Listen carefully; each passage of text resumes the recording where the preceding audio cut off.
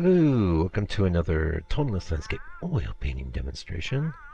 This is your painter in residence, M. Francis McCarthy, and the painting I'm bringing you today is called Winter Morning. It's a 5x7, and I painted this just this last week here. Today is Saturday, the 9th of April, 2022, in the year of our Lord. And what a great time it is to be alive, hey? Yep. You might not think so, but any time to be alive is a great time to be alive. Yeah. So let's talk about this. I had some reference prepared for this, probably for over a year, and I had big plans. I wanted to do it as a 20 by 30. And yet there it sat as I passed it over to do this thing and the other thing. And I didn't sit there because I didn't like it. It just didn't have its time. And maybe you're new here. If you're new here, welcome. I hope you get something out of this video. And I want to point out, I won't spend a lot of time on it, but I want to point out there is a live version of this in the members area, where there's a link for that below the video. Also, this painting will be for sale in my store for $150 US, okay? And beautiful painting it is, as you'll see as it manifests. So, yeah, and what's in the live video? It's live, and it's blow by blow, you know, and that's about an hour and a half, so pretty cool. So I was doing a blue thing here, but it's not strictly blue. Not like when I do my 100% blue thing. It was mostly blue, but mostly cool, but I had put in a warm sky and then these really nice green leaves, and also there's dark greens down below in the forest floor, so to speak. And it's based on a reference photo from my travels, which I really took for a serious ride.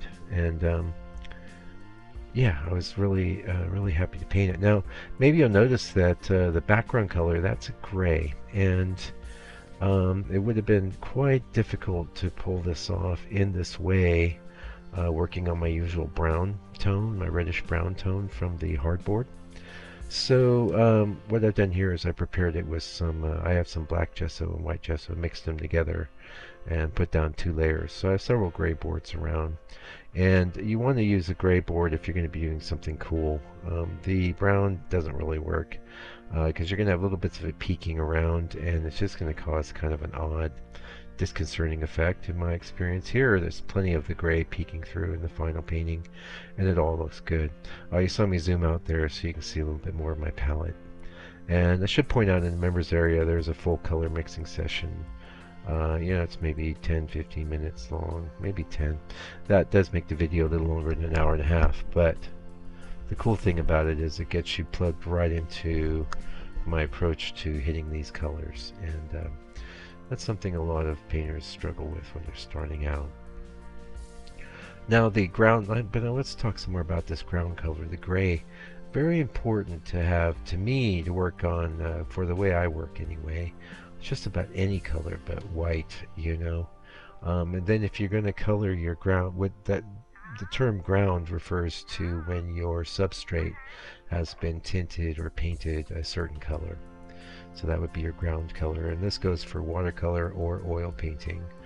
Some watercolorists work on off-white or even you know, sepia-toned papers for various effects.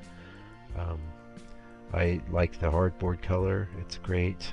For the textured boards lately, I've been doing like a yellow ochre raw sienna tone, and for this is gray, and I like the gray for, oh, my blue paintings. For this painting was perfect. It might be, you'd be surprised, you could do a lot of different things on gray and it's going to work out alright. It's going to work out real nice, and it was so nice here because you can see all the foliage I've left in the back that's barely tinted with my my underpainting color, which was bluish purpley black, you know. It wasn't just plain black, it had a little bit of blue in it. And in my reference image it was actually a little daunting because it was so vivid with that digital blue and stuff, but I mean, you could probably capture that with paint if you wanted, but it'll be garish, you know. It looked okay on screen, but everything's going to be a bit more natural. Um, the to be honest, I'm really thrilled with the way this painting came out, and I think I'm definitely going to do a larger version at some point. 20 by 30 would have been the size that Georgia and S favored. And speaking of, that's what I'm home for lunch right now. But in the studio, I'm working on another NS study that'll be coming up in the next day or two. So I'm a little late with this one because I've got to sort of forgot I have to up my schedule a bit to accommodate the NS study every week. But this is the home of NS, and I have to say he had an influence on this painting. It's subtle though, but I want more of that NS goodness in my work. I just do, and you have to have a direction you go. Now you can see here I'm setting up the darkest value. You want, by the way, you want your darkest, since you may be new to painting, assuming you're into painting at all. You may just be into watching painting videos, I don't know, but your darkest colors in your painting should usually be the vertical darks. Okay, especially if they're going over a sky or something. The darks on the ground should not be as dark usually, although they can be. It all depends on what you're going for, how broad the range of values that you're using in your work are. You know, that's one of the things I'll set up in advance and with the reference.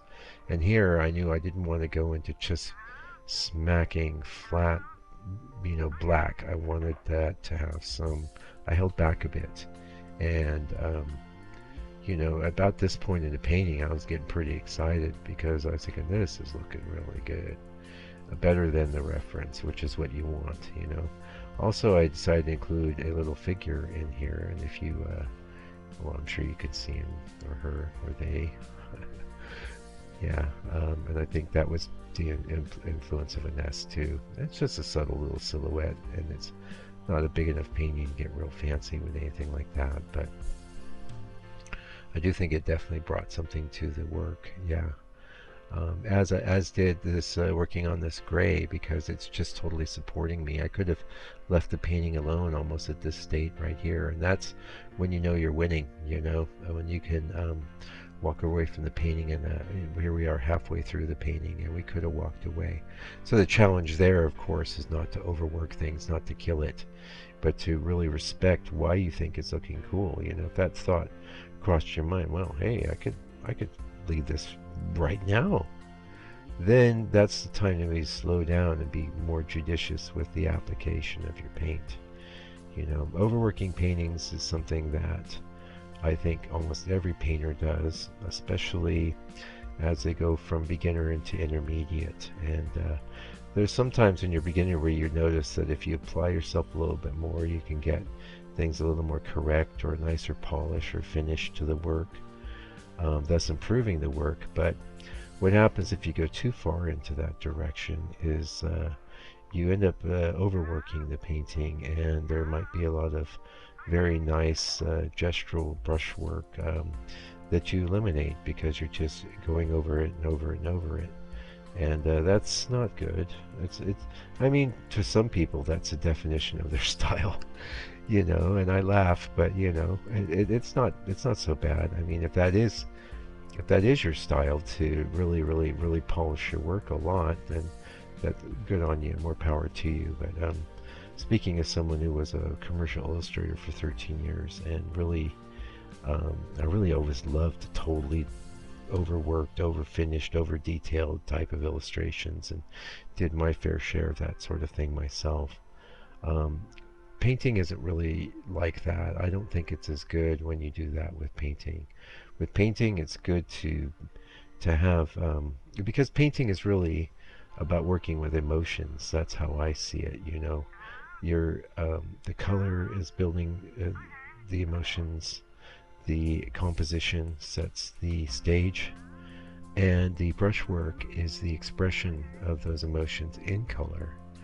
And all of these things together add up to an emotive response, and that's always what I'm interested in as a painter, and not so much in an overt way like, oh, I want this to make people feel such and such a way. I don't really operate like that. I kind of let it work itself out as I'm working, you know. But I do know that the looser, the more expressive the brushwork, the better. But I'm going to say that with a caveat. Don't be all precious with your brushwork. Don't be all like, ooh, I'm going to do a twirl here. I'm going to do a little flick. Twirl, twirl, flick. Because that's been me before. Let me tell you, I'm speaking from experience.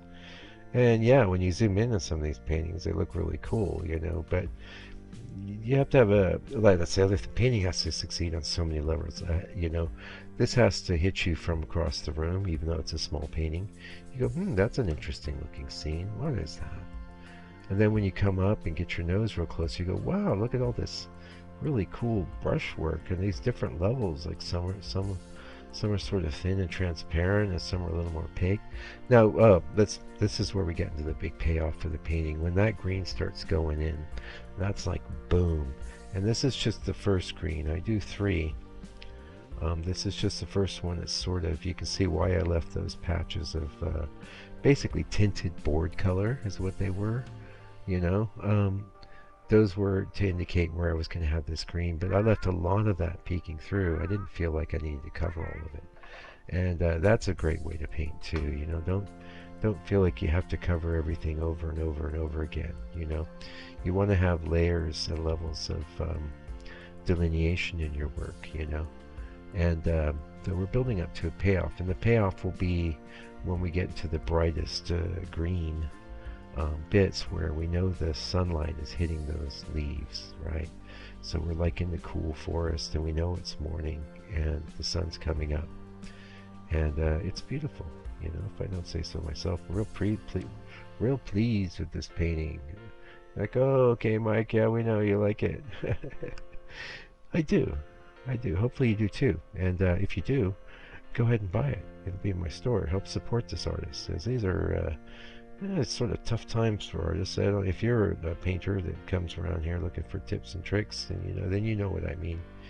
You know, a lot of the gallery stuff's dried up with all the COVA going on. You know, it's been a tough time, and it may get tougher. Who knows? You know, with things like the cost of the gas going up and inflation and all that other stuff. But some of you still have some do-re-mi, so if you do, support me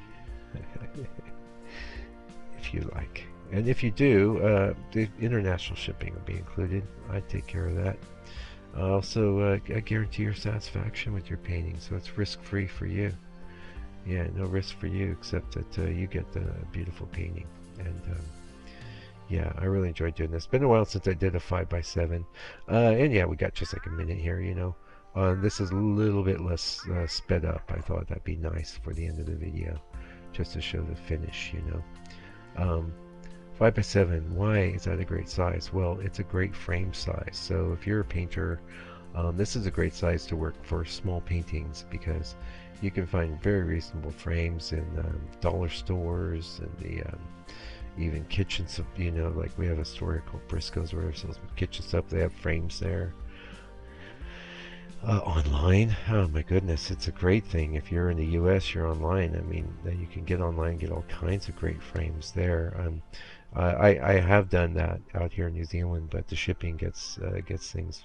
Shipping's pretty expensive from this island here, so having that included in your purchase of this painting is quite a nice feature, let me tell you.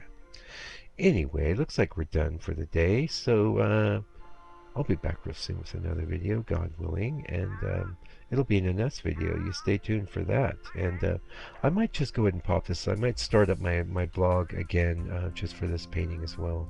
I feel like I've been feeling the call to do that, so maybe look out for that too. If I do, it'll be a link underneath this video. There's definitely a blog for the Georgia Nest stuff, and yeah, I hope you enjoy it. Especially on the Georgia Nest, I want to give people that are studying George a lot of background, a lot of fuel for the fire if they're students of his like I am. Anyway, until I come back with another video, do me a favor, do me a solid. Take good care of yourself, your family, all your loved ones. Be patient with people that have opinions different from your own, especially in these troubled times. None of us knows everything, and so all of us are learning all the time. And you do your best to love your enemies too, and Stay out of trouble. God bless you and your family.